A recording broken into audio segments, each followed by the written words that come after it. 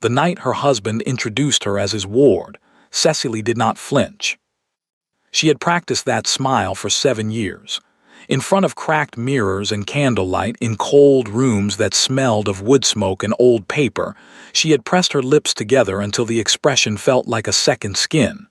Polite, distant, belonging to no one. Lord Ashford's hand rested at her back, not warmly, never warmly, just enough to remind her where she stood. Beside him, behind him, a step below the conversation. "My ward," he said, gesturing toward her as one might gesture toward a piece of furniture that happened to be in the room. "Miss Cecily." The Duke of Weston turned.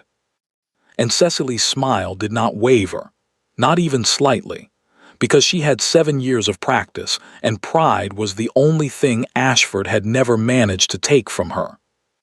But her hands, hidden in the folds of her skirt, where no one thought to look, went very still, because she knew that face.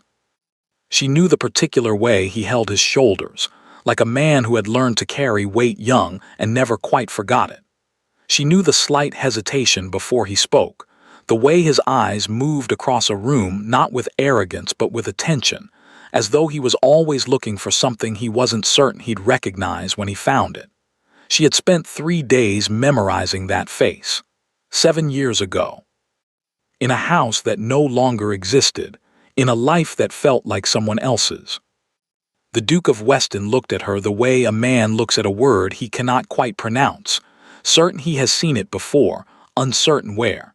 Cecily let him wonder.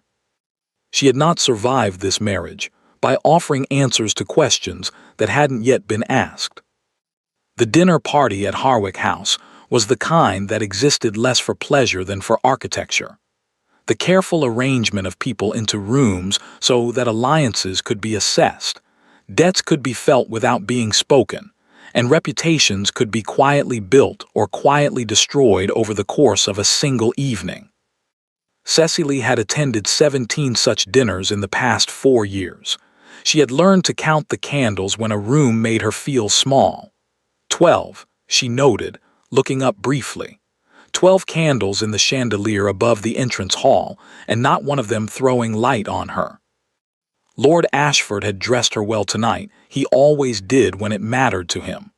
The gown was deep green silk, understated but expensive, the kind of expense that whispered rather than announced itself. He understood appearances. He had built his entire life on them. "Weston," Ashford said, extending his hand to the Duke with the particular warmth he reserved for men whose opinion could be useful to him. "I was beginning to think you'd declined." "I was delayed," the Duke said. His voice was the same, lower perhaps with age but the same. "The roads from the north were worse than expected." "You've been in the north." Managing the estate, the late Duke left certain matters unresolved. There was something careful in the way he said it. Cecily filed it away without looking at him. "Allow me," Ashford said, and turned, and the hand came to her back, and she felt the familiar, practiced pressure of being presented. "My ward, Miss Cecily." She looked up. The Duke of Weston was already looking at her. For a single, suspended moment, the length of a breath, no longer, something moved across his face. Not recognition, not quite, more like the ghost of it. The shadow that recognition leaves behind when it isn't yet certain of itself. "Miss Cecily," he inclined his head. "Your Grace," she inclined hers. And that was all.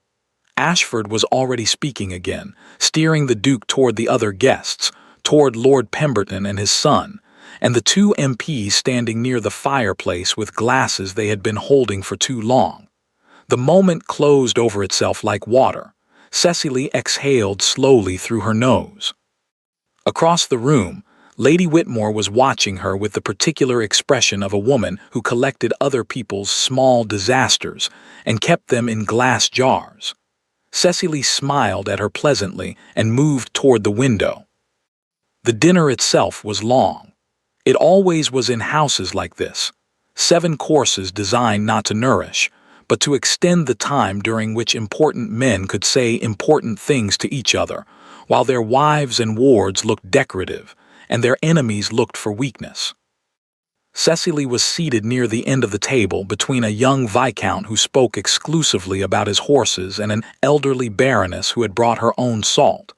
Neither of them spoke to her directly. Neither of them was expected to. She ate quietly. She watched. The Duke of Weston was seated near the head of the table, to Ashford's left, a position of some significance that Ashford would have arranged deliberately. He ate with the distracted efficiency of a man whose mind was elsewhere. Twice she saw him reach for his wine and set it back down without drinking. The third time he looked up, directly at her.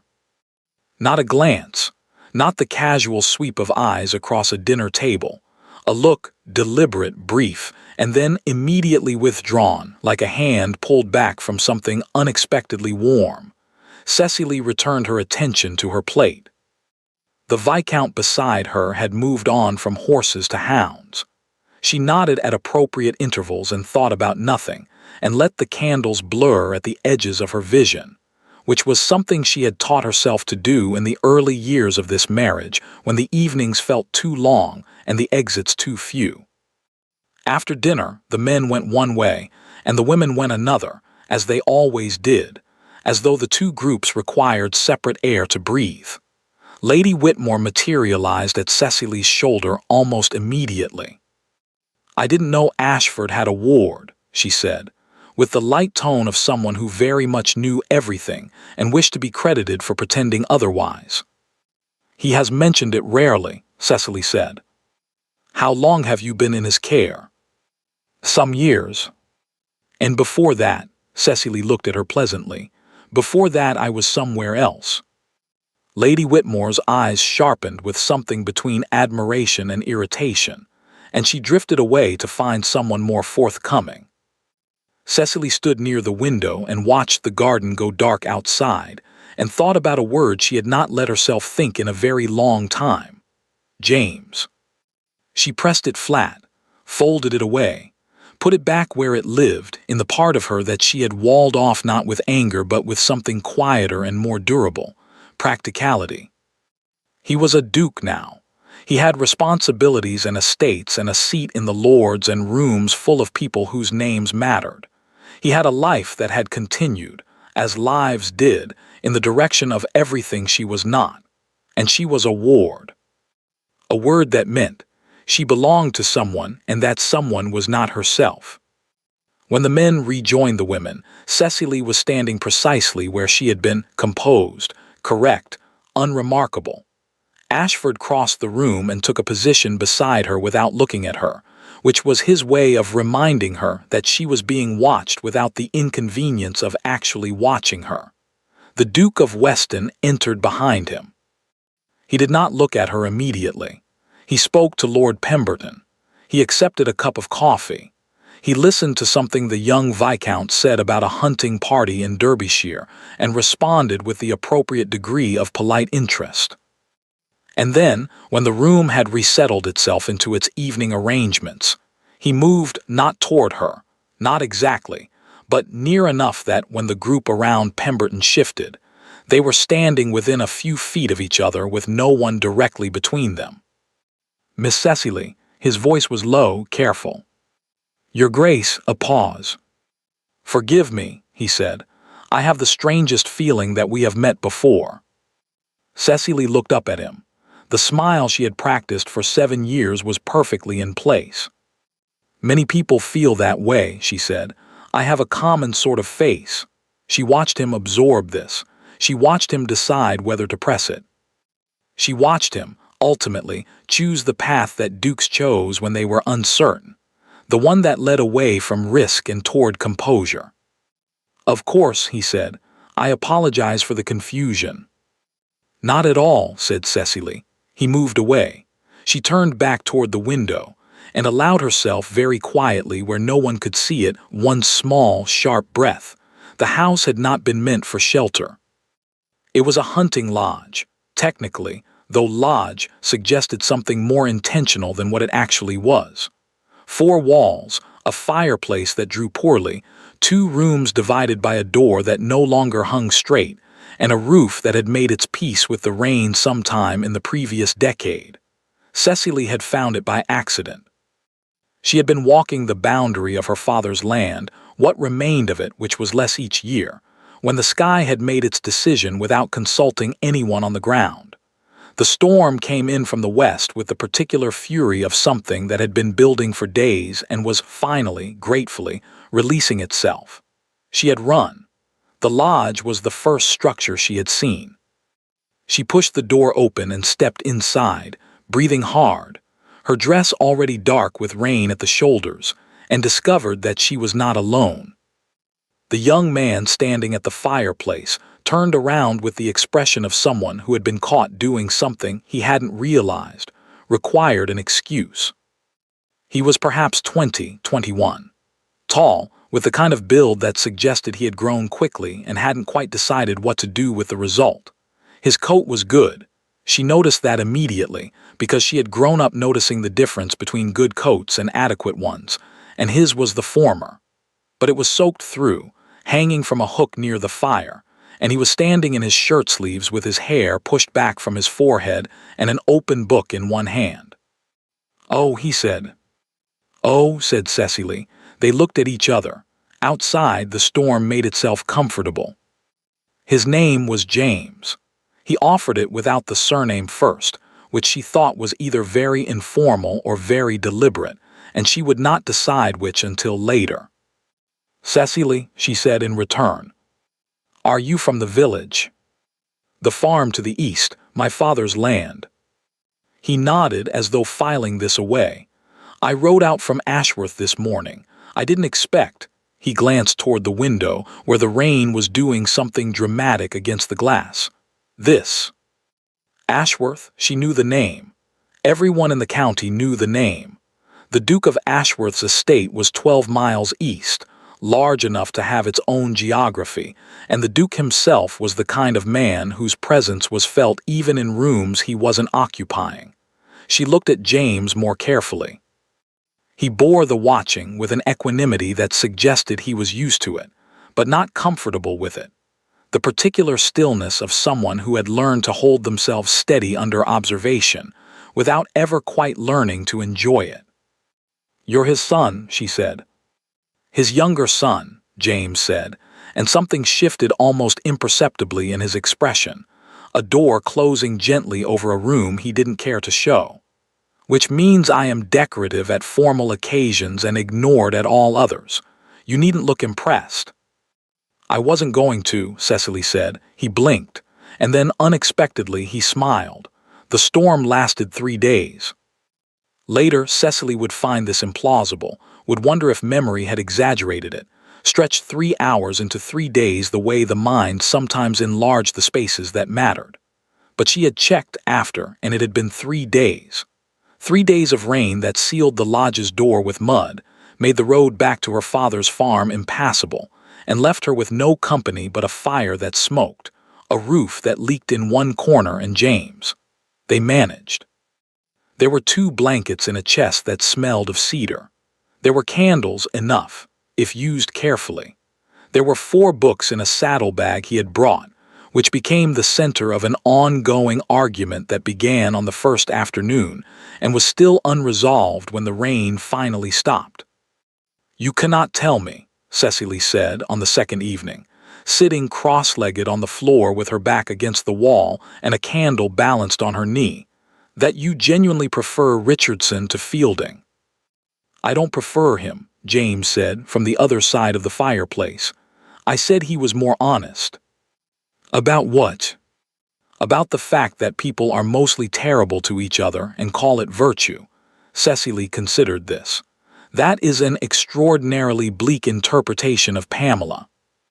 "It is an accurate one. It's also an interpretation that makes you sound like you've had a very unhappy dinner party recently." He looked at her.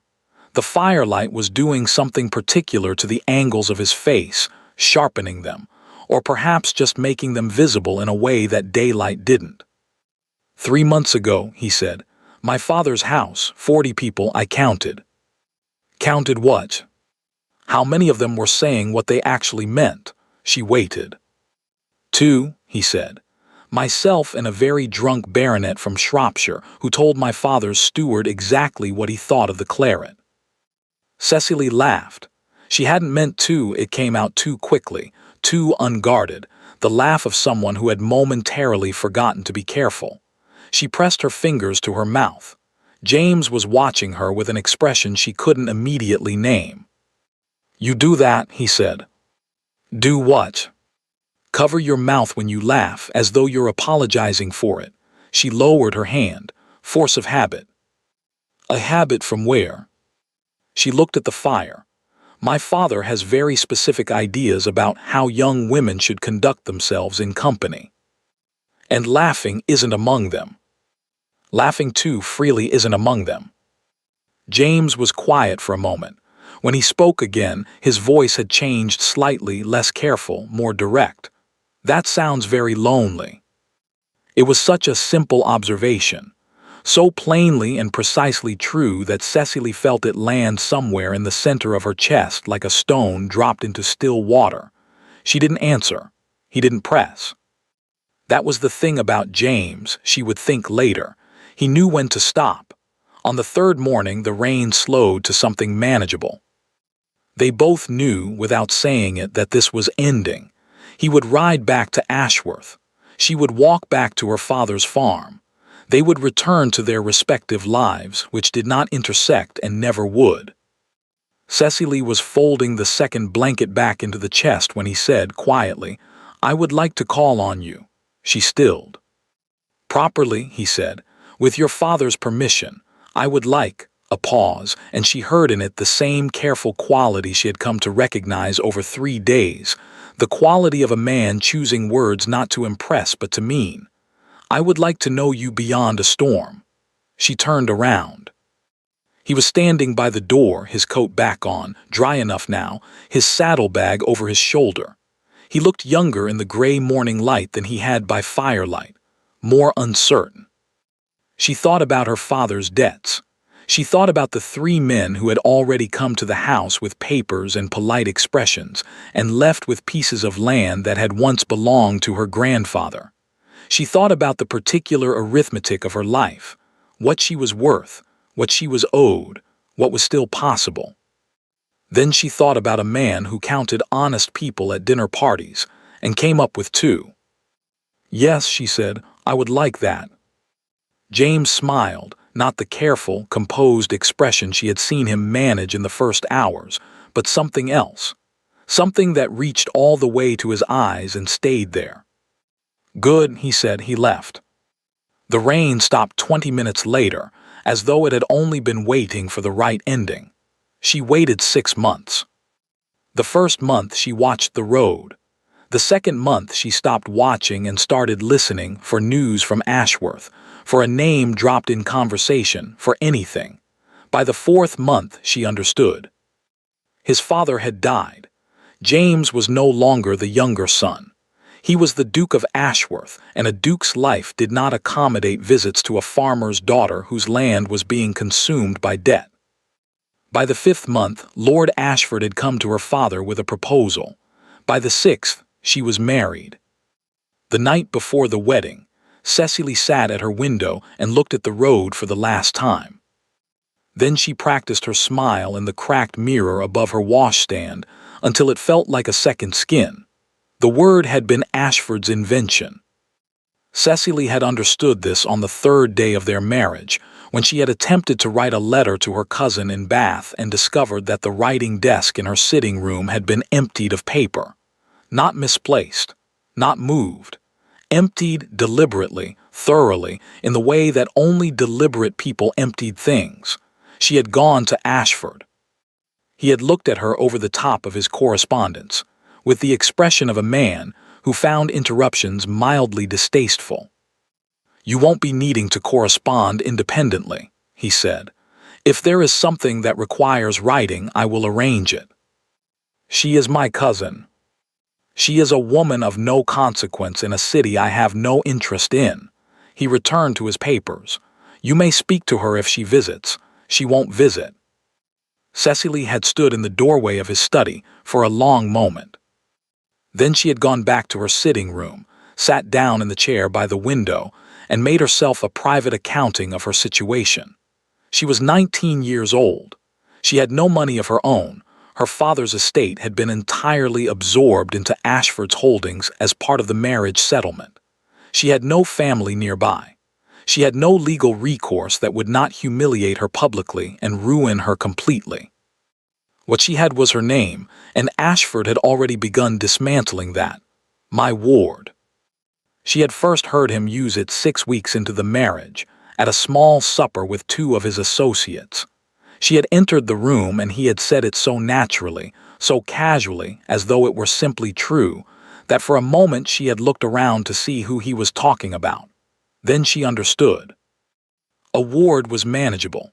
A ward was a charitable arrangement, a mark of generosity on his part. A ward had no claims, no history, no expectations that society was obligated to honor. A wife was different. A wife implied a relationship. A wife could, theoretically, speak. Cecily had said nothing. She had smiled and inclined her head, and filed the information away in the part of herself she was rapidly developing for exactly this purpose. The part that watched and waited and did not spend what it was still accumulating. The morning after the dinner at Harwick House, she was in the garden when she heard the gate. She did not look up immediately. She was deadheading the roses along the east wall. Ashford did not employ a sufficient gardener. Another small economy he maintained to remind her that comfort was his to grant or withhold. And her hands were already dirty, and she was already irritated by a particularly stubborn stem that refused to separate cleanly. Miss Cecily, she looked up. The Duke of Weston was standing at the garden gate. He was alone, which was irregular. He was in riding clothes, which suggested he had come directly and without particular planning. And he was looking at her with the expression of a man who had spent the night arguing with himself and arrived having lost. Cecily set down her shears. "Your Grace," she did not move toward the gate, "Lord Ashford is not at home." "I know," a pause, "I came to speak with you." The morning was very quiet around them. Birdsong, distant traffic, the sound of the house behind her doing its ordinary business of existing. "That would be irregular," she said. "Yes." Lord Ashford would not approve. No, he was not pretending otherwise. She noted this. "You had better come in, then," she said, "before Mrs. Holt sees you from the kitchen window and tells him anyway." They walked the length of the garden path twice before either of them said anything of substance. This was, Cecily thought, a very James thing to do, to move while thinking, to let the body manage the awkward business of existing in space while the mind caught up. She had forgotten that about him. She wished she hadn't remembered it now. "I have been trying," he said at last, "to place you, since last night. I have been going through every occasion, every introduction, He stopped walking. It was the lodge. Cecily kept walking. One more step, too, before she stopped as well. She said nothing. "The storm," he said, "7 years ago. You had your hair differently and I couldn't." Another pause. "It was you." The garden was very still. "You have a good memory," Cecily said. "I have thought about those 3 days more than I should probably admit." His voice was careful, but underneath the care there was something raw and unmanaged that she recognized, because she had spent 7 years managing the same thing in herself. Cecily. It was the first time anyone had said her name without a title in longer than she could immediately calculate. She turned around.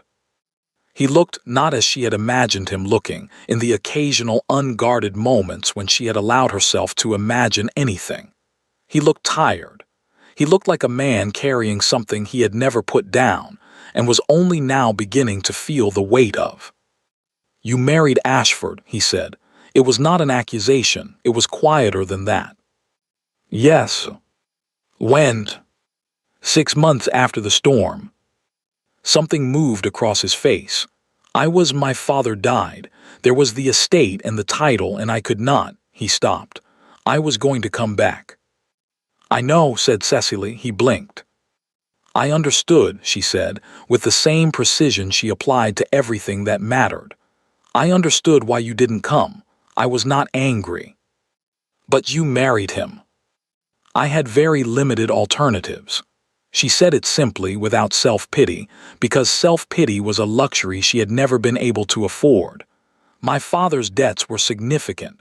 Ashford's offer was the only one. I made a practical decision. You were 19. Yes. That is not. He pressed his mouth together. That is not a decision a 19-year-old should have to make practically. Many 19-year-olds do. She held his gaze. I was not unique in this. He was quiet for a moment. Then very carefully, are you unhappy? The question was so direct that it startled her. Not because it was inappropriate, but because no one had asked it. Not once in 7 years had anyone looked at her and asked the specific, simple question of whether she was unhappy. She considered lying. She considered the smile, the practiced second-skin smile that she could deploy in 3 seconds flat. She did neither. I am managing, she said, which is not the same thing, but it is also not nothing. James looked at her for a long moment. You waited, he said. It was barely above a murmur, not quite a question, not quite a statement, as though he was still deciding what he meant by it. Cecily felt something tighten in her chest. She kept her voice even. I stopped waiting, she said. There is a difference. The words landed between them like something breakable set down on stone. James absorbed them. She watched him do it, watched him take the full weight of what she meant and not flinch from it, which was the least she was owed, and also, she was finding, more than she had expected. I know, he said quietly, I know there is. From the house behind her she heard the front door open. Mrs. Holt's voice, and then another male clipped familiar. Ashford was home early. Cecily's expression rearranged itself in the span of a single breath. Not dramatically, just a closing, a settling. The garden became a garden again, and she became a ward again, and the distance between herself and the Duke of Weston became correct and measurable. You should go, she said, in a tone that was pleasant and entirely without inflection. James looked at her for one moment longer than was wise. Then he nodded once and turned toward the gate. Your Grace, she said when he was almost through it. He paused. Do not come here again without an invitation. A beat. He watches more carefully than he appears to. James looked back at her over his shoulder. So do you, he said. And then he was gone, and Cecily was examining the roses again with great attention when Ashford appeared at the garden door, and her hands were only slightly less steady than usual, which she decided to consider a victory. Ashford noticed everything. This was the thing people misunderstood about him. They saw a cold man, a contained man, a man whose emotional range appeared to run from mild satisfaction to mild displeasure, and they assumed that coldness meant inattention. They assumed that a man who felt little also observed little. They were wrong. Ashford observed everything. He simply felt nothing about most of it, which made him, in many ways, a more precise instrument than a man who cared. Caring clouded things. Caring made people look where they wanted to look rather than where they needed to. Ashford always looked where he needed to. That evening, he said nothing about the garden. He said nothing at dinner, nothing over the correspondence he reviewed afterward in his study, nothing when Cecily excused herself at 9 o'clock with the measured politeness that had become the entire texture of their domestic life.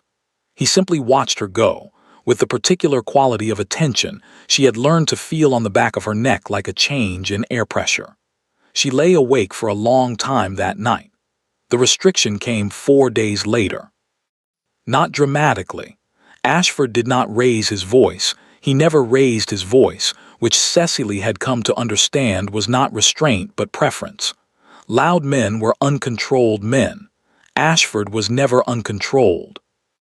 He simply mentioned, over breakfast, that he had declined the Pembrokes' invitation on her behalf. Cecily set down her cup. I was looking forward to that. I'm sure you were. He turned a page of his newspaper.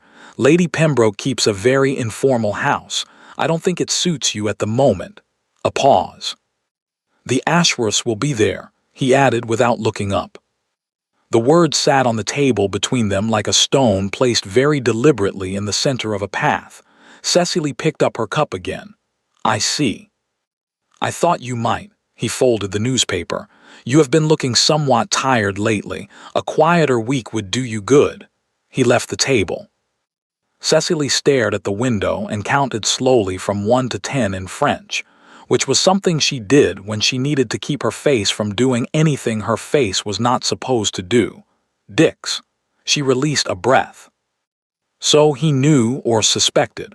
Probably suspected, she corrected herself. Ashford did not act on certainties, he acted on probabilities which he managed with the same cold efficiency he applied to his investments. He had identified a variable he didn't like and he was removing it. Nothing personal, just arithmetic. The question was how much he knew and how he had come to know it.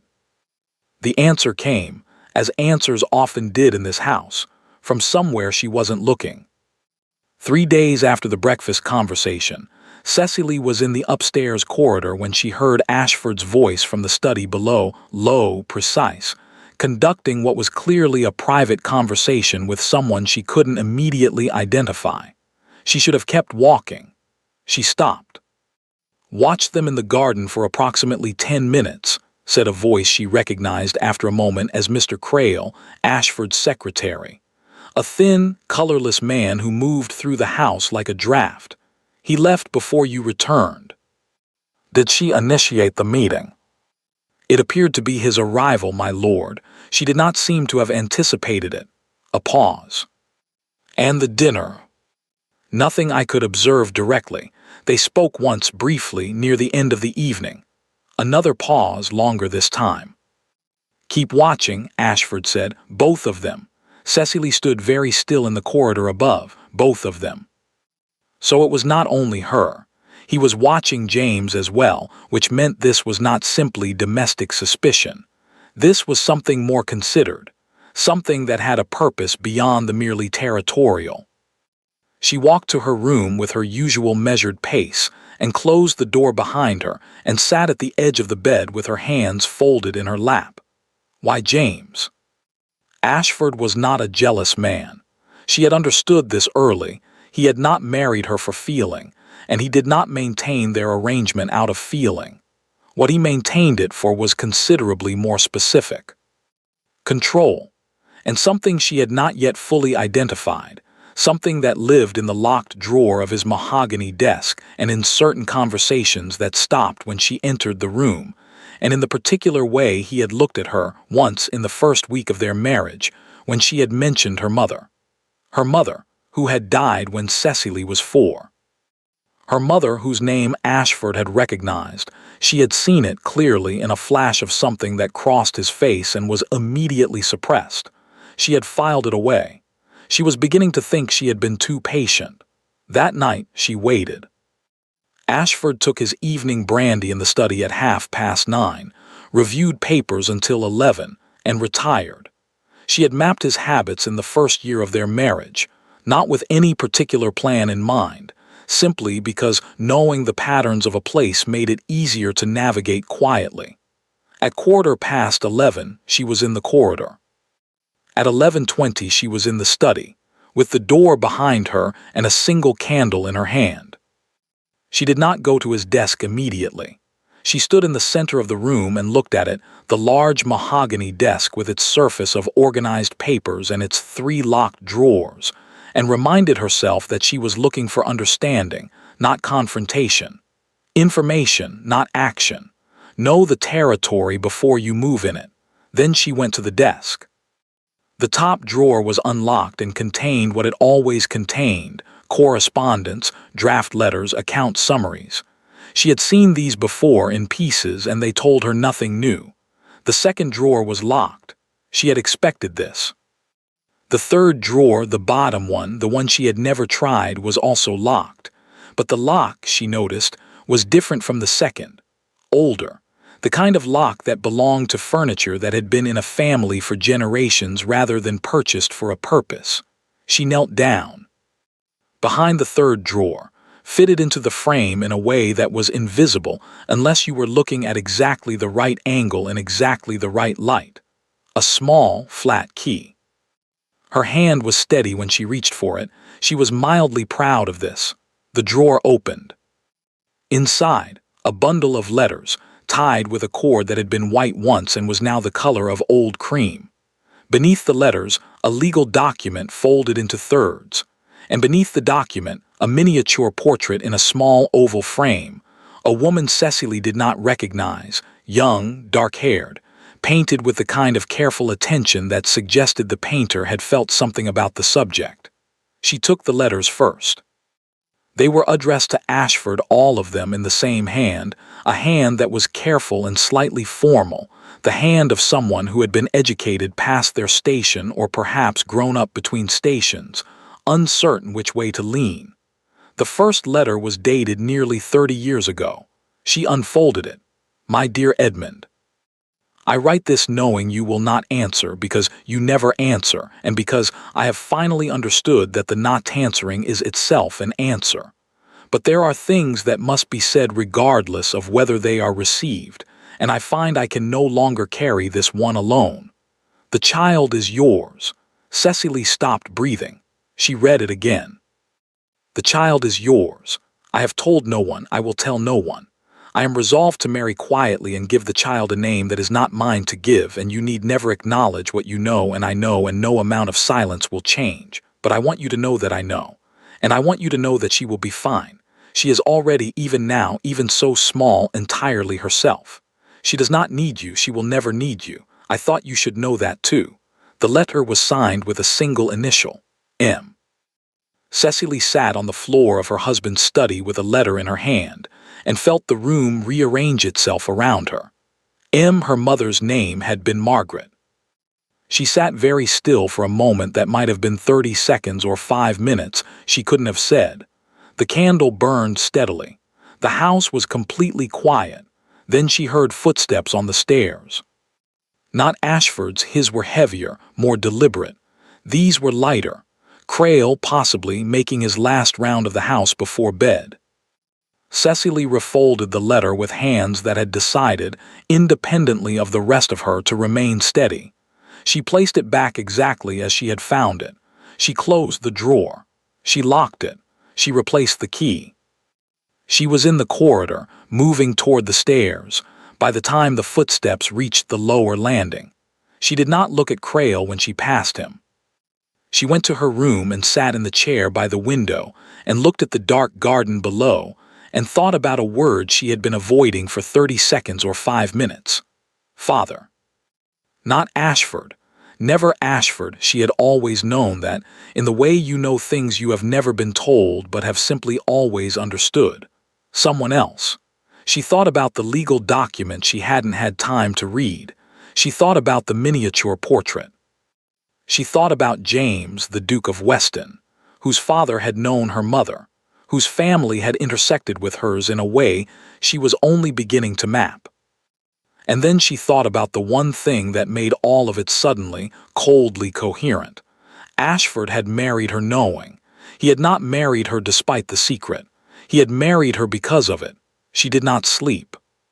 She sat in the chair by the window until the garden went from black to gray to the pale, unconvinced blue of early morning, and she thought with the particular clarity that comes only when exhaustion burns away everything that isn't essential. By the time the house began to stir, the kitchen sounds, the distant opening of doors, the ordinary machinery of a household that did not know it was standing on different ground than it had been the night before, Cecily had assembled what she knew into something she could hold steadily enough to examine. Her mother had written to Ashford 30 years ago. Her mother had been carrying a child that was not her husband's. Her mother had married quietly and given the child a name that was not mine to give, which meant Cecily's father, the man she had grown up calling father, had known. Or not known. Or known and chosen not to know, which was its own kind of knowing. And the man her mother had written to, Edmund Ashford, who had never answered, had waited 30 years. and then had come to her father's failing farm with a proposal, and had married the daughter he had known about and never claimed. Why? This was the question that had kept her awake. Not the fact of it. She had long suspected there was a reason for this marriage that had nothing to do with her, because nothing in Ashford's life had ever had anything to do with feelings he did not find useful. But why her, specifically, now like this? The legal document. She hadn't had time to read it. She needed to read it. The opportunity came on the fourth day. Ashford left for his club at 10 in the morning, which he did every Thursday with the reliability of a man who found comfort in predictability. Crail accompanied him. The housemaid had her half-day. Mrs. Holt was managing a delivery in the kitchen that would keep her occupied for at least an hour. Cecily was in the study in under 3 minutes. The document was where she had left it, beneath the letters, folded into thirds, slightly yellowed at the edges. She unfolded it at the desk, in the good light from the window, and read it straight through once without stopping. Then she sat down in Ashford's chair and read it again, more slowly, with the attention it deserved. It was a marriage settlement. Not hers, older than that, the paper and ink both placing it at least 25 years back. Between her mother and the man Cecily had grown up calling her father. A standard document in most respects, the usual provisions, the usual language of property and obligation, except for the final clause. It was written in a different hand from the rest, added later, she thought, by a different solicitor or perhaps by someone who was not a solicitor at all. The handwriting was precise and cold, and she recognized it as Ashford's. She read it 3 times.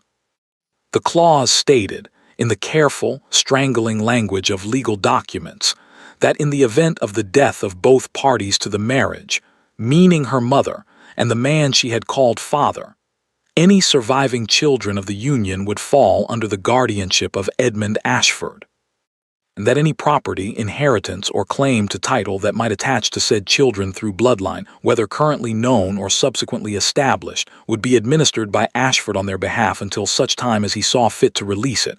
Until such time as he saw fit. There was no age specified, no condition, no limit. Cecily set the document down on the desk. She looked at the window for a moment. Then she looked back at the document. Any claim to title that might attach through bloodline. She thought about the letters. She thought about her mother's careful, slightly formal handwriting. She thought about the initial M and the words, "She will be fine. She is already entirely herself." And then she thought about something she had not yet allowed herself to think about directly.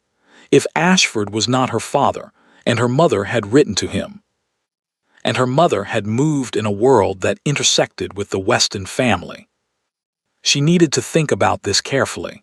She needed to think about it without the part of her that wanted very badly for the answer to be something other than what it appeared to be. She folded the document, replaced it, locked the drawer, replaced the key. Then she went to her sitting room and wrote a letter. She addressed it to her mother's sister, her Aunt Philippa, who lived in Derbyshire and whom she had not seen since the wedding and who had looked at her, at the wedding, with an expression that Cecily had catalogued at the time as pity and was now reclassifying as something else entirely. She did not write what she knew. She wrote only what she needed confirmed. Dear Aunt Philippa, I find myself thinking lately of my mother, of her life before her marriage, her friendships, her connections. I realize I know very little of this period. I wonder if you might be willing to tell me something of it when the opportunity allows.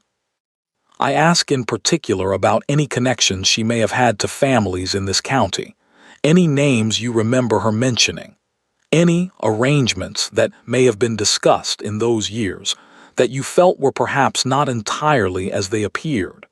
I trust your discretion absolutely. She sealed it herself and paid the boy from the Mews directly, which cost her the last of the small amount of pin money she had managed to accumulate over 3 months. It was worth it. The reply came in 11 days.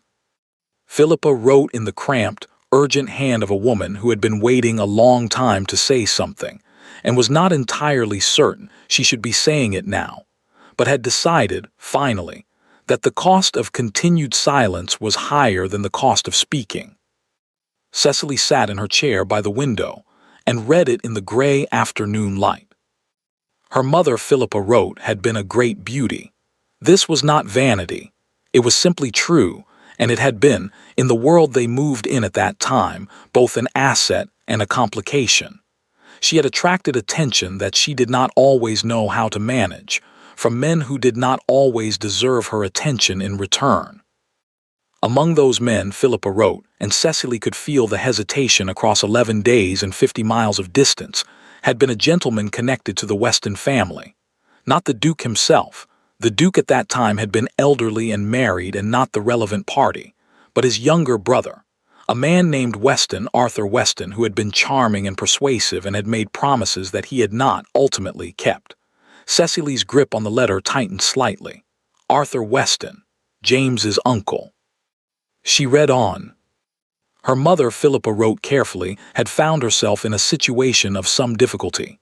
She had written to Ashford, who was at that time a young man with aspirations and a talent for managing other people's complications, asking for his help. She had trusted him, Philippa wrote, which in retrospect had been her most significant error. Ashford had helped. He had arranged the marriage to Cecily's father, a decent man, a quiet man, a man who had agreed to the arrangement in exchange for the settlement of certain debts. He had drawn up the papers himself. And somewhere in those papers, Philippa wrote, there had been a clause. She had never seen it. She had only heard, years later, from a solicitor who had been troubled by it, and had perhaps said more than he should have over a glass of wine at a county assembly. A clause, Philippa wrote, relating to the child, to what the child might one day be worth if certain things became known, if certain connections were established. Edmund Ashford, she wrote, was never a man who helped without securing his return. The letter ended with an apology, for not having said this sooner, for having hoped it would not matter, for having watched Cecily walk into that marriage and stayed silent, because Philippa had not been certain, had not had proof, had not wanted to destroy a niece's chance at security on the basis of an old solicitor's indiscreet remark at a county dance. Cecily folded the letter. She sat with it in her lap and looked at the gray sky over the garden.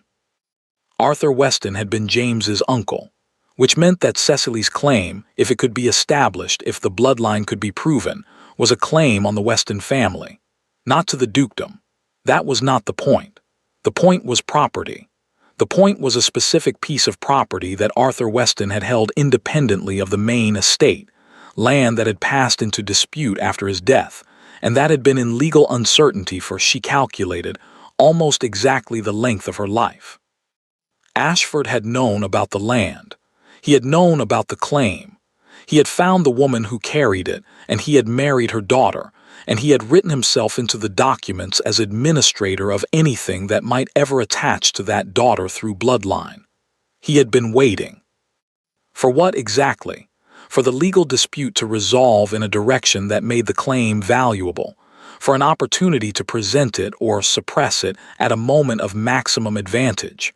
She didn't know yet, but she knew this. James needed to know. The problem was getting to him. Ashford had effectively sealed her social calendar. The Pembrokes had been declined. 2 subsequent invitations had been similarly managed. She was not imprisoned. She could walk in the garden. She could visit the lending library on Thursday mornings with Mrs. Holt in attendance. But she was contained, which was a different kind of the same thing. It was, in the end, James who found the way.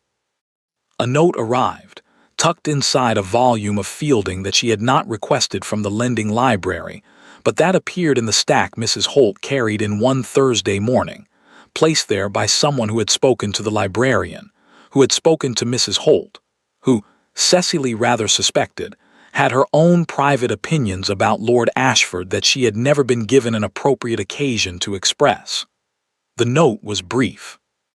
The Alderton Gallery, Tuesday, 11 o'clock. It is a public space and I have asked Lady Pemberton to attend, so you will not be without a chaperone. I know more than I did. I believe you do as well. Come if you can. W. Cecily read it twice.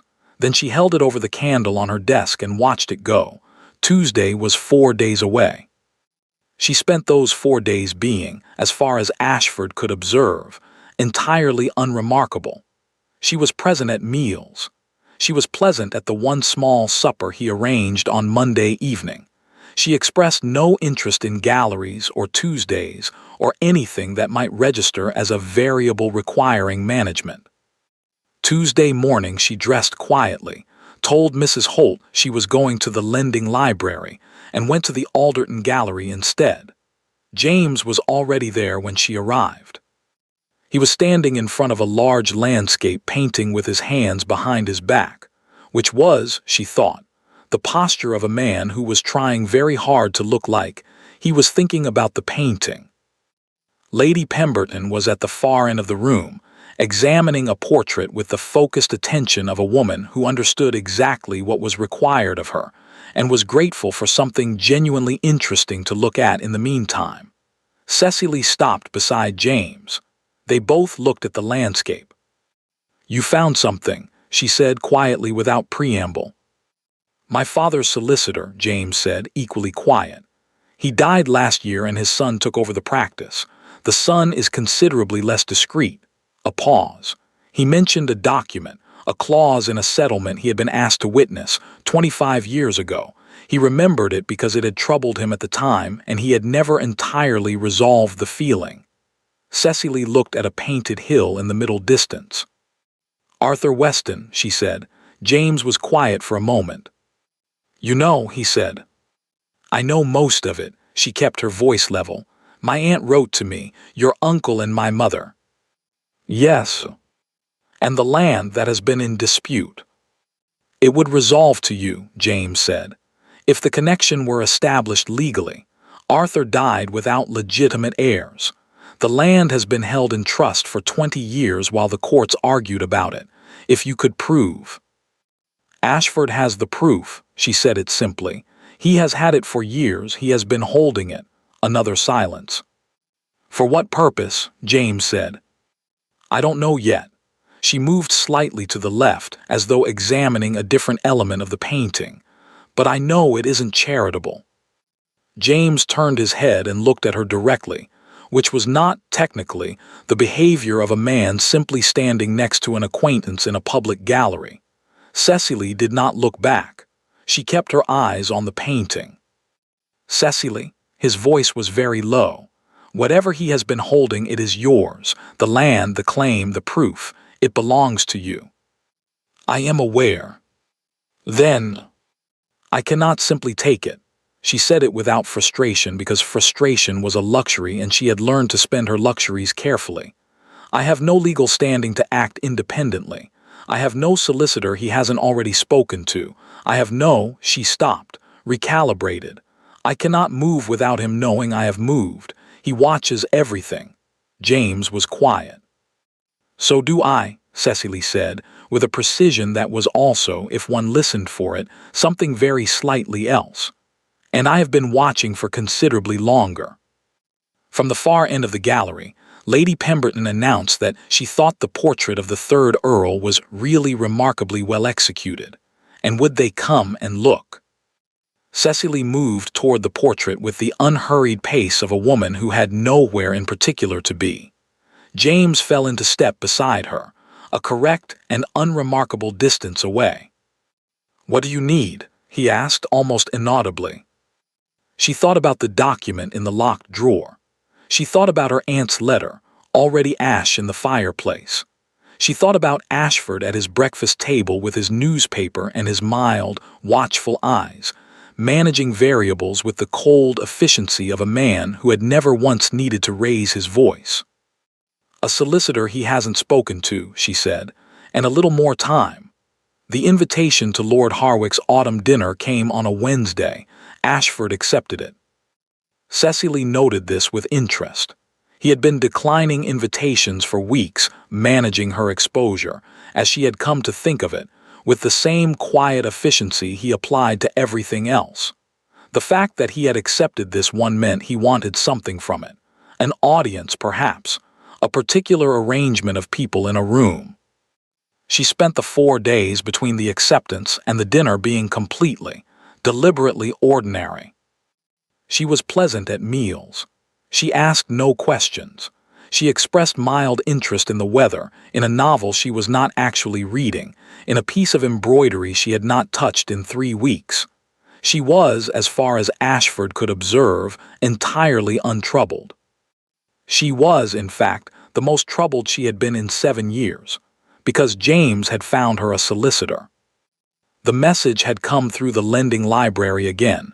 Mrs. Holt was becoming, Cecily thought, either an unwitting participant in something she didn't understand or a very discreet one in something she understood completely. A Mr. Graves, the note said, 40 years in practice, currently retired. Previously employed by the Weston family for 15 years before a disagreement with James's father had ended the arrangement, which meant, critically, that he was a man who knew the family's legal history in detail and had reasons of his own to be forthcoming about it. He was also, James had ascertained, a man Ashford had never dealt with directly. Cecily had written to him. His reply had arrived that morning, tucked inside a copy of Persuasion that she had not requested, and she had read it in her sitting room with the door locked, and then placed it inside the novel's back cover, and put the novel on her shelf between 2 others.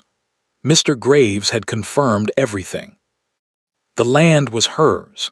The bloodline could be established through the letters alone, her mother's letters which Ashford had but which were, legally speaking, her mother's correspondence and not his property to retain. The clause in the settlement was, Mr. Graves wrote in the careful language of a man choosing his words with forensic precision, almost certainly unenforceable. It had been written to appear binding. It was not. Lord Ashford, Mr. Graves wrote, has been in possession of documents that do not belong to him, exercising administrative authority over an estate that was never legitimately his to administer, and has done so for the entirety of your marriage, which, if certain questions were raised in the right setting, before the right people, would constitute a matter of considerable legal and social consequence. Cecily had read that sentence 4 times. Then she had closed the book and gone down to lunch, and eaten a reasonable amount of a reasonable meal and said nothing at all. Lord Harwick's house was full. 40 people at least, the kind of dinner that announced itself as significant through sheer accumulation of important names in a single room. Cecily had dressed carefully. Not dramatically, she was not attempting theater. She wore the dark green silk again which Ashford had chosen and paid for, and which she thought he might recognize as a small private irony if he were the kind of man who noticed small private ironies. He was not. This was one of his limitations. James was there. She had known he would be. She had seen his name on the guest list when Ashford had left it on the hall table, which he sometimes did, and which she had always treated as invisible, and which she suspected he had begun to leave there deliberately, as a kind of territorial marking. She did not look at James when she entered. He did not look at her. They had, without discussing it, developed a fluency in not looking at each other that was, she thought, considerably more intimate than looking would have been. The dinner itself proceeded in the usual manner. 7 courses. The usual arrangement of important men and their wives and their wards and their associates, all performing the intricate social choreography of people who needed things from each other and were too well bred to say so directly. Cecily was seated near the middle of the table this time, a small adjustment from the previous dinner, she noted, and not an accidental one. Ashford had requested the placement, she suspected, close enough to observe, far enough from James to make conversation impossible. She ate, she listened, she watched. Ashford was in fine form. He was the version of himself he deployed at important dinners, warmer than usual, more expansive, the kind of man who seemed, to people who didn't know him well, like someone worth knowing. He told a story about a property dispute in the north that made the men around him laugh. He deferred gracefully to Lord Harwick on a question of politics. He was, for approximately 2 hours, entirely convincing as a reasonable human being. Cecily watched him be convincing and thought about the locked drawer, and the letters that were not his, and the clause that was not enforceable, and the 30 years he had spent assembling a situation that had always been designed to benefit no one but himself. After dinner, the groups reformed in the drawing room in the usual way. She was standing near the fireplace, speaking with Lady Harwick about nothing in particular, when she heard Ashford's voice lift slightly, not raised, never raised but carrying, in the way that voices carry when they intend to. "Hasn't really the head for it, I'm afraid," he was saying to Lord Pemberton and two men she didn't know, a pleasant, regretful tone. "One tries to include her, of course, but—" He gestured slightly in her direction. Lady Harwick stopped speaking mid-sentence. The room did not go entirely silent. It went thinner, the specific quality of quiet that falls when people are listening without appearing to listen. "She has no opinion worth hearing," Ashford said, with the light finality of someone concluding a statement rather than making one. "On these matters, on most matters in honesty, it is simply the way of it." Lord Pemberton made a sound of vague agreement. The two men nodded. Lady Harwick beside Cecily had gone very still. Cecily looked at the fire. She was aware of James across the room. She did not look at him. She felt him, in the way she had come to feel the things that mattered not as a specific sensation but as a change in the quality of the air around her. A presence that altered the atmosphere of a room by being in it. She heard him begin to move. She turned. He was 3 steps away from Ashford, and his expression was the most unguarded she had ever seen it in company. Not angry exactly, but resolved in a way that was its own kind of dangerous. The kind of resolve that had stopped practicing restraint. Cecily looked at him.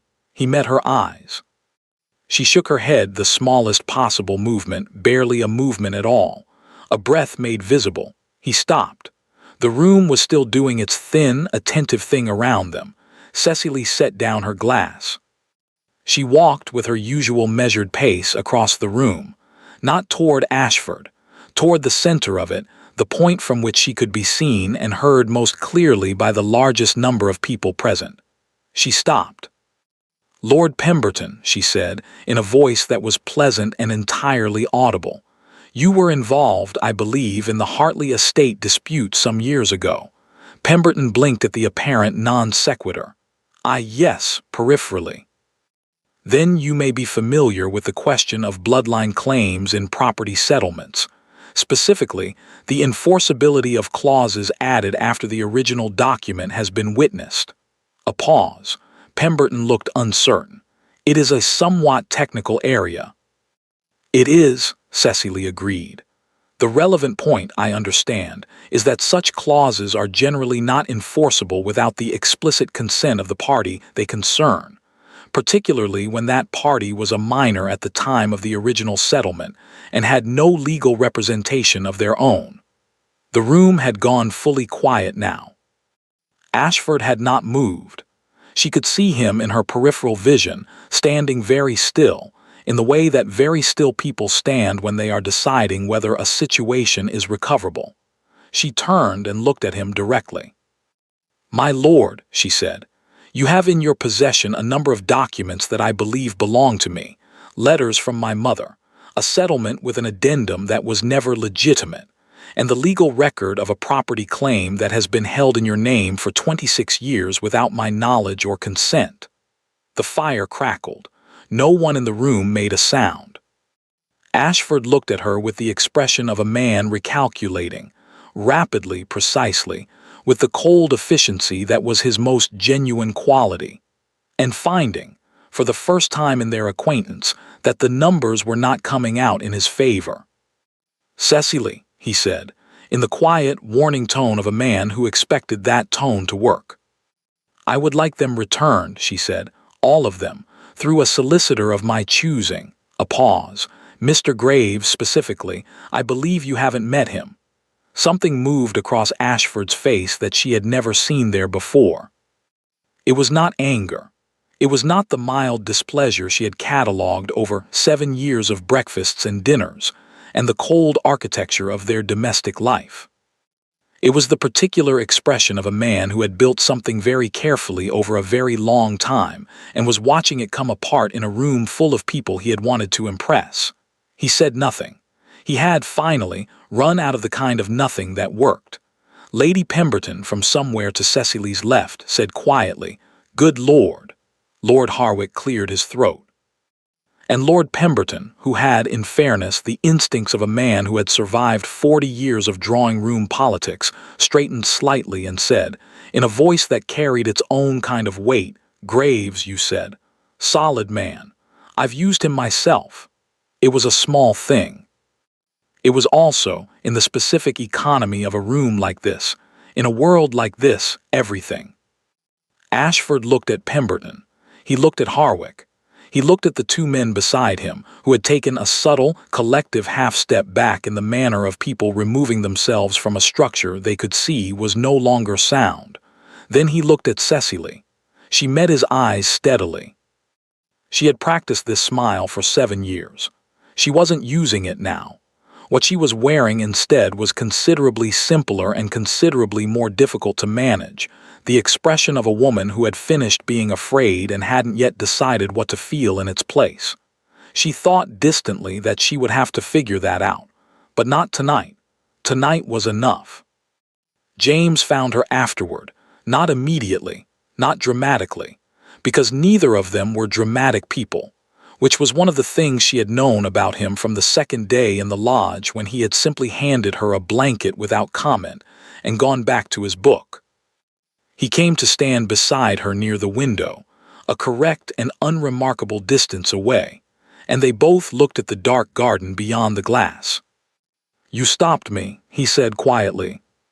"You were going to make it about you," she said. "It needed to be about me." A pause. "Yes," he said, "you're right." Outside, the first leaves of autumn were coming down in the wind, slowly, without urgency, as though they had all the time they needed. "What happens now?" James said. Cecily looked at the garden. "Mr. Graves files the relevant documents on Monday," she said. "The settlement clause will be challenged and will not survive the challenge. The letters will be recovered. The land will take longer. These things always take longer, but it will resolve correctly." "And Ashford," she considered.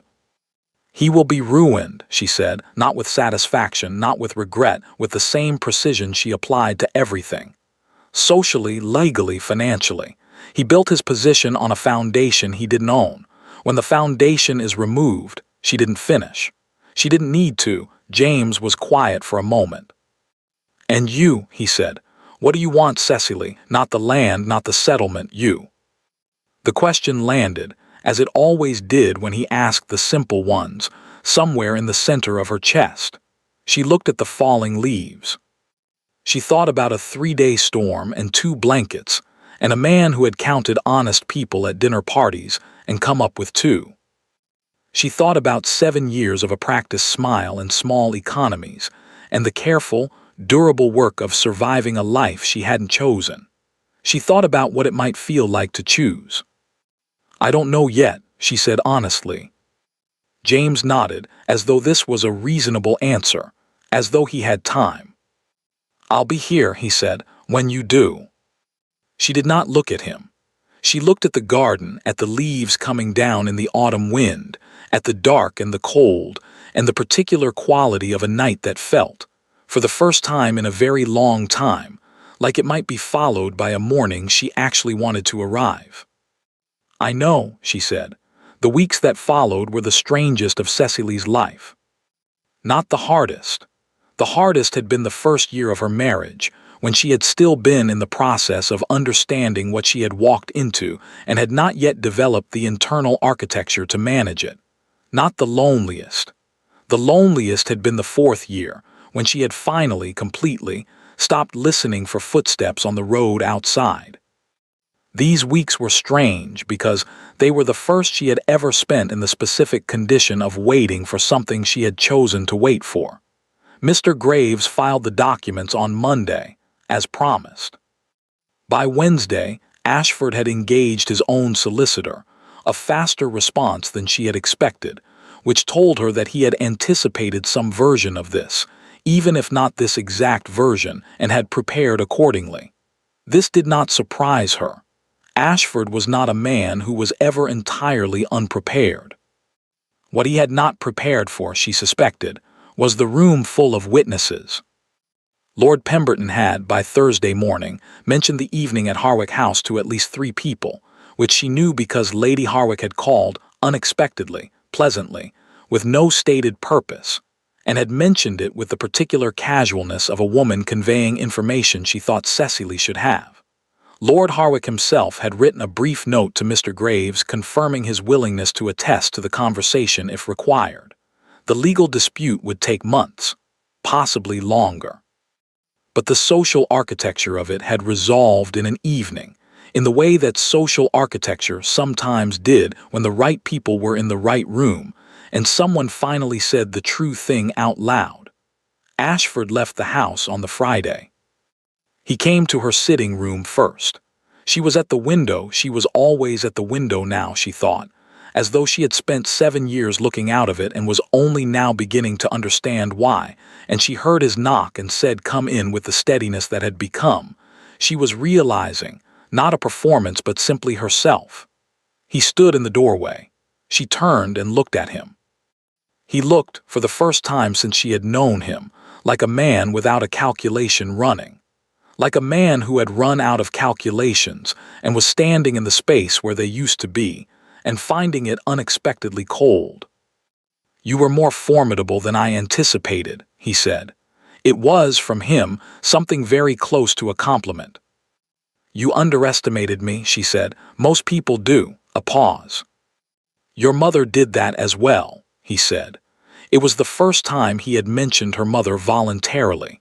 His voice had something in it that she couldn't immediately classify, not regret, exactly. Something older than regret. Something that had been there a long time and had never been given a useful name. "I know," Cecily said. He looked at her for a moment longer. Then he nodded once with the finality of a man closing a ledger. He left. She heard the front door, and then the sound of the carriage, and then nothing at all. She stood at the window for a long time after that, looking at the street, thinking about a man who had made a 30-year project of securing what he wanted and had ended up with nothing, which was a kind of arithmetic that even she found bleak. Then she went downstairs and told Mrs. Holt she would take her tea in the garden. The days arranged themselves differently after that. She had the house, for the moment, until the legal proceedings resolved themselves into their final shape, which Mr. Graves assured her would favor her. She had her own correspondence, written at her own desk on paper she had purchased herself. She had mornings that belonged to her and evenings that belonged to her, and the specific, disorienting freedom of a life that had stopped being managed by someone else. She didn't know what to do with it immediately. This, she suspected, was normal. 7 years was a long time to spend in a particular kind of constraint, and freedom, real freedom, the kind that didn't have a ceiling, required some adjustment. Required learning, again, how to want things without immediately calculating whether wanting them was practical. She started small. She went to the lending library on a Tuesday instead of a Thursday. She ordered the novel she had actually wanted rather than the one she'd thought was less likely to attract comment. She took a different route home and stopped at a bakery she'd been passing for 4 years without entering and bought a small cake for no reason. She ate it standing up in the kitchen, which made Mrs. Holt pretend very thoroughly to be doing something on the other side of the room. It was, Cecily thought, an excellent cake. James called on a Wednesday, 3 weeks after Harwick House. Properly this time, a card sent in advance, a reasonable hour, the front door rather than the garden gate. She received him in the sitting room, which was sunlit and slightly cold because she had opened the window that morning and hadn't got around to closing it. He sat across from her in the armchair that Ashford had always occupied, which had previously seemed to belong to the room in some specific and permanent way, and now seemed simply like a chair. He looked better than he had at Harwick House, less tired, More himself, she thought. The way he had looked in the lodge when there had been no occasion to manage and no performance required, and he had just been a person in a room with a book and an argument about Richardson. They talked for an hour. About the legal proceedings, Mr. Graves was cautiously optimistic, James said, and the land dispute was moving faster than expected, because the existing trustee had, it turned out, been waiting for exactly this kind of resolution for years. About Ashford, who had retired to property in the north and was, by all accounts, conducting himself with the same cold efficiency in diminished circumstances that he had managed in prosperous ones, which Cecily found she could almost respect. About London and the season and the 18 things Lady Pemberton wanted to invite her to, which had apparently become a measure of something in certain drawing rooms. About nothing in particular, for stretches. It was, she thought, the most comfortable hour she had spent in longer than she could accurately calculate. When he stood to leave, he stood with the slight hesitation she recognized, the quality of a man who had something to say and was deciding, again, whether to say it. She waited. "I have something for you," he said. He reached into his coat and produced a letter. She recognized it immediately. Not the letter itself, she had never seen it before, but the envelope, the age of it, the way it had been sealed and never opened, the wax still intact, still bearing the impression of a signet ring she recognized from a chain her mother had kept in a small box on her dressing table and which Cecily had carried in her own pocket on the day of her wedding because she hadn't known what else to do with it. The letter was addressed to her, in her mother's handwriting. "Where?" she said and stopped. "Ashford had it," James said quietly, "with the other letters. Mr. Graves recovered it with the documents." A pause. "It appears to have been written shortly before your mother died, and never sent." Cecily looked at the letter in his hand. The seal was intact. Her mother had closed it and addressed it, and it had never arrived, had sat in a locked drawer for 26 years while Cecily had grown up without the woman who had written it. "My father knew about it," James said. He meant his own father, the late Duke. His voice was careful, carrying the weight of something he had been living with for a few weeks. "He had correspondence with Arthur, with my uncle. He knew about the arrangement. He knew about you." Another pause. "He kept it from me. I don't know entirely why. I think he thought it was contained, that Ashford had it managed." Cecily heard what he wasn't saying. His father had known, had chosen silence, had called James home from a storm and away from a farmer's daughter, and had said nothing about why. "James," she said. He looked at her. "That is not yours to carry," she said. "He absorbed this." "I know," he said. "I'm working on that." She held out her hand for the letter. He placed it in her palm carefully, as though it were something fragile, which it was. 26 years was long enough for anything to become fragile. She held it. She did not open it immediately. She looked at her name in her mother's handwriting and felt the weight of it and let herself feel it, which was something she was also working on, the letting herself feel things without immediately converting them into practical information. It took a while. James waited. He was good at waiting. She had forgotten this about him, in the years when she had stopped allowing herself to remember things about him. He had the patience of a man who had decided that certain things were worth the time they required. When she looked up, he was watching her with the expression she had first seen by firelight in a lodge that smelled of cedar and old rain. The expression she had named, eventually, over 3 days of storms and arguments about Richardson, as simply attention. The specific, undivided quality of a man who was looking at the thing he was actually looking at. She had not been looked at like that in 7 years. She thought about what he had said at Harwick House. "I'll be here when you do." She thought about what she had said in return. "I know."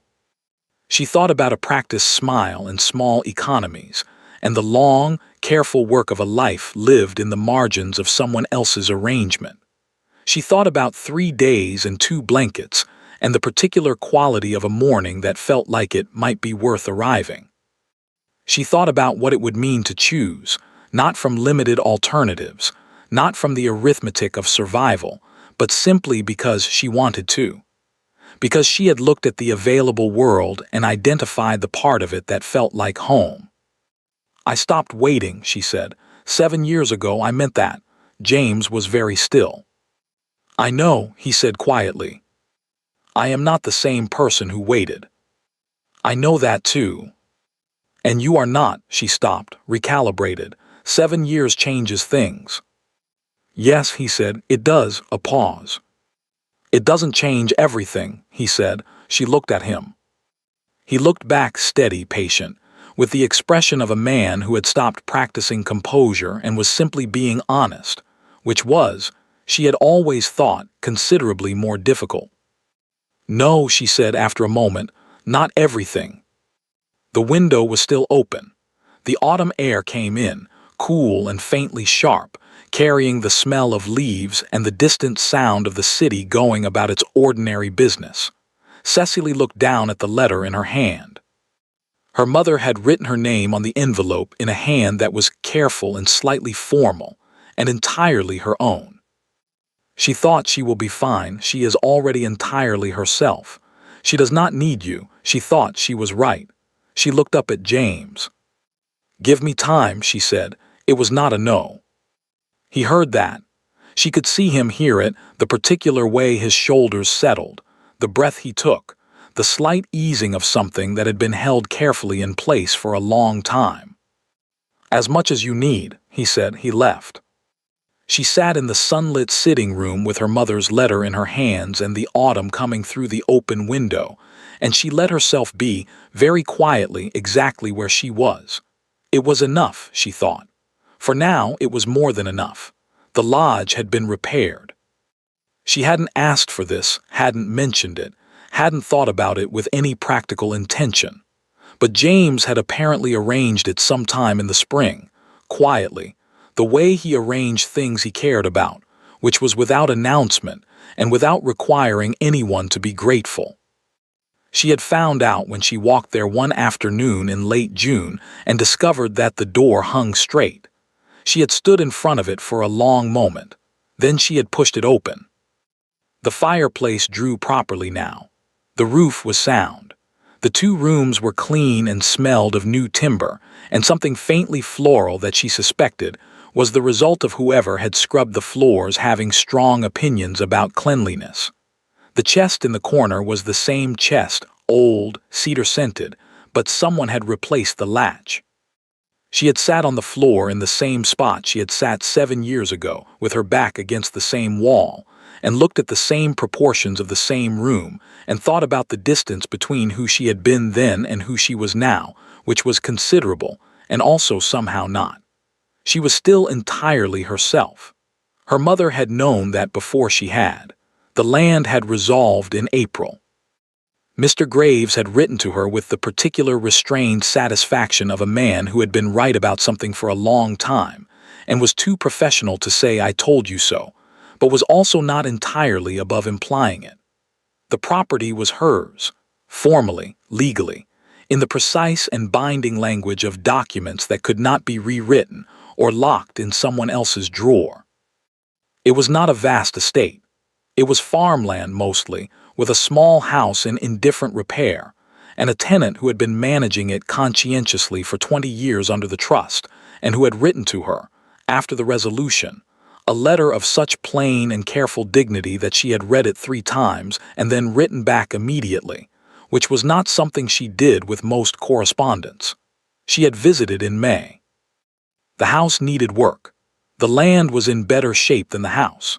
The tenant, a Mr. and Mrs. Ferris, older, practical, with 4 adult children spread across the county, had received her with a warmth that she had not entirely expected and which had required her, unexpectedly, to spend a few minutes in the Ferrises' garden on the pretense of admiring their kitchen plot while she collected herself. She was getting better at collecting herself more quickly. She was also getting better at not always needing to. Ashford had not contested the final settlement. This had surprised her slightly. She had expected more from him, one more calculation, one more attempt to recover something from the wreckage.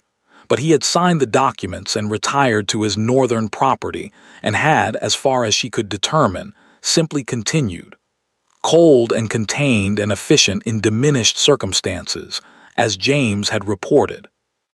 She thought about him sometimes, not often, and not with the consuming quality that bitterness required, which she had decided early was a cost she wasn't willing to pay.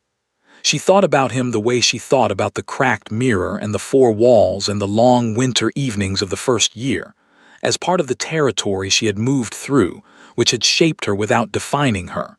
She thought about her mother more. She had read the letter on the evening James left, sitting in the sitting room with the autumn coming through the open window. It had taken her a long time to break the seal, and longer still to read it, because she had kept stopping and looking at the ceiling and breathing in the particular way she had learned to breathe when she needed to stay steady. Her mother had written about love not romantically, not with the operatic quality that the word sometimes attracted, but practically. Practically and honestly, in the careful, slightly formal hand of a woman who had been educated past her station and had spent her life navigating the gap between what she knew and what was available to her. I have not made the life I would have chosen, her mother had written, but I have made a life that is mine in the ways that matter. And you are entirely mine. Whatever comes, whatever is decided above your head and around you and without your knowledge, as things are decided for women, you are yours first. Remember that. It is the only instruction I have that I am certain of. Be entirely yourself. It is enough. It is, in fact, everything. Cecily had sat with the letter until the candle burned low. Then she had folded it and put it in the small cedar box that had been her mother's, next to the chain with the signet seal, and placed the box on her dressing table where she could see it. She moved to the estate in September. Not because she had to. The house in London was hers to keep, legally, and several people had told her several sensible things about the advantages of maintaining a presence in the city. She moved because she wanted to, which was still, a year later, a reason that required some getting used to. The house on the estate had been repaired over the summer.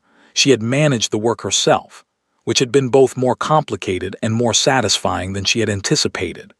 The tenant's wife, Mrs. Ferris, had opinions about kitchens that Cecily had found herself largely agreeing with. The result was a house that was modest and slightly uneven in places and smelled of new paint and old wood, and was, she thought, the most genuinely comfortable space she had ever occupied. She had her own writing desk. She had her own paper. She had on the desk the letter from her mother and the novel with the bent spine, Fielding, not Richardson, which she thought her mother would have found funny, and a small landscape sketch she had done herself of the view from the east window, which was not technically accomplished, but which she had made because she wanted to and had put on the wall because she liked it, and these were still new enough kinds of reasons that she noticed them. James came on a Saturday morning in late October. He had been before twice in September, once in early October, always properly announced, always the front door, always the correct duration. He had helped her argue with a contractor about the west wall and had eaten Mrs. Ferris's pie with the sincere appreciation of a man who had been eating formal dinners his whole life and found an unadorned kitchen table unexpectedly restorative. He had not pressed. She had known he wouldn't. This was one of the things she had always known about him, even in the years when she had not been allowing herself to know things about him. He had the patience of a man who had decided that certain things were worth whatever time they required and had made his peace with the waiting. She had been making her own peace with something different, with wanting. With the specific, still unfamiliar experience of looking at the available world and identifying the part of it that felt like home and allowing herself to move toward it, not from limited alternatives, not from the arithmetic of survival, but simply because she chose it. It had taken her most of the year. She thought she was ready.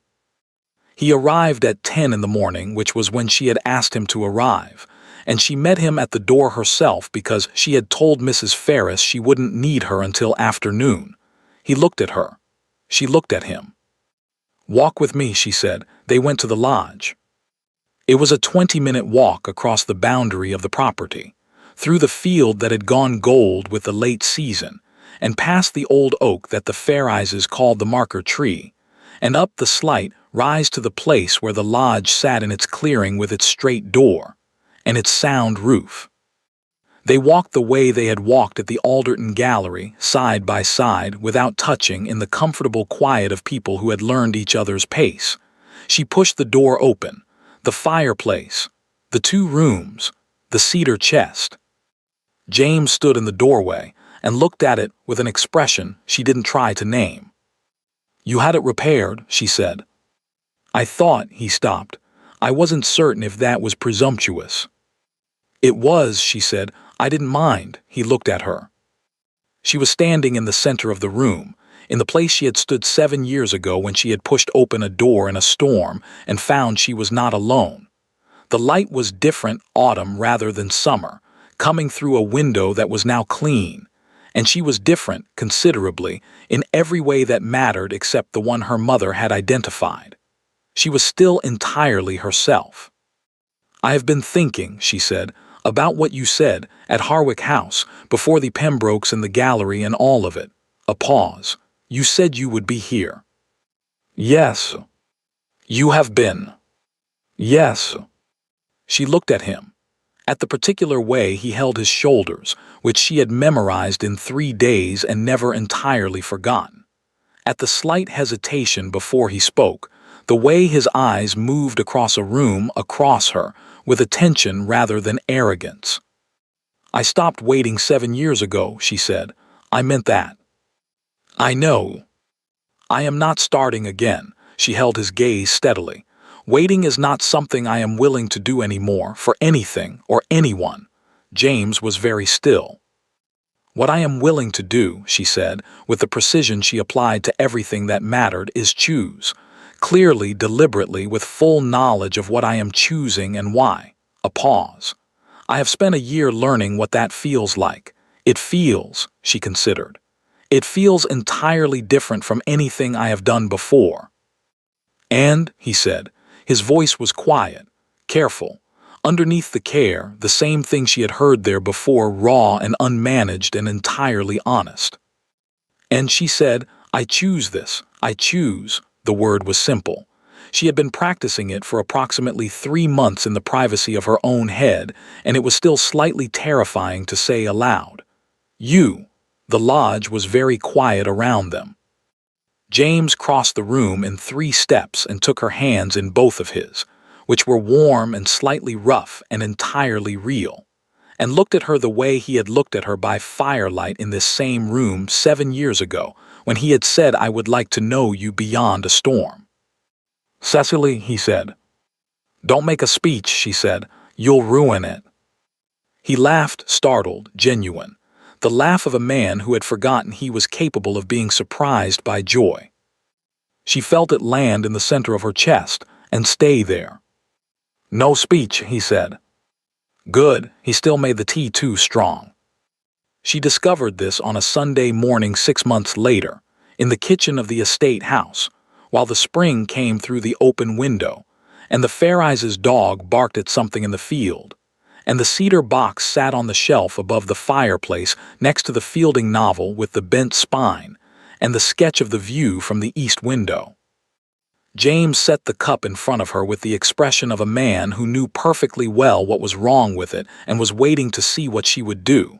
She wrapped her hands around it. She drank it. "It's terrible," she said. "I know," he said, sitting down across from her. "You have always made it this way. 17 years of practice. That is not something to be proud of." "No," he agreed, "and yet." She looked at him over the rim of the cup, at the particular way he held his shoulders, at the slight hesitation before he smiled, that specific smile, the one that reached all the way to his eyes and stayed there, the one she had watched him produce in this same light in a different room a lifetime ago and had carried, without quite meaning to, for every year since. Some things, she thought, were worth waiting for. She had stopped waiting. She had chosen instead. It turned out to be the same thing in the end, just arrived at differently. Through longer roads and harder winters and the slow, particular work of becoming entirely oneself, her mother had known. It is enough. It is, in fact, everything. Outside, the spring continued its ordinary, extraordinary business of arriving. Inside, Cecily drank her terrible tea and said nothing and was, completely and precisely, home. Thank you for listening to the story all the way to the end. Please tell us which city you're watching from and what the story made you feel. Don't forget to subscribe so you won't miss new stories.